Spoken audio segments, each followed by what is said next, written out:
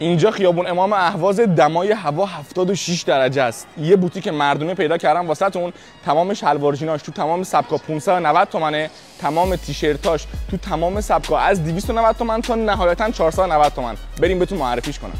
اینجا بوتیک قدیر، البته اینجا عمده فروشیشونه، قیمتاشون واقعا خیلی خوبه. البته تک فروشی هم دارن، دو تا شعبه فعال، شعبه یک و شعبه دوم که دقیقاً پشت سر منه. تو ادامه ویدیو آدرس فروشگاه رو بهتون میگم و اجناس رو با قیمتتون معرفی میکنم. ویدیو رو لایک کنید.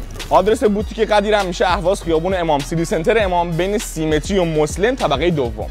همه شلوارا اینجا 590 تومنه با سایزبندی کامل از 30 تا 38، مام استایل، بگ، اسکینی، مامفیت، ساده، زابدار، کتون ساده، کتون زابدار، شلوار پارچه‌ای، همه 590 تومن.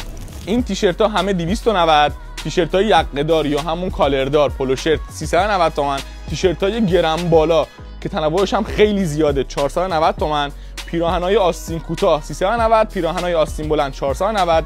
این فقط شعبه اولشون بود. تو شعبه دوم کلی تنوع دارن که داخل تصویر دارید میبینید با رنگبندی خیلی زیاد. حتما به بوتیک قدیر سر بزنید. یادتون نره که عمده فروشی هم دارن، آنلاین هم دارن. ویدیو رو لایک کنید. خیلی مخلص.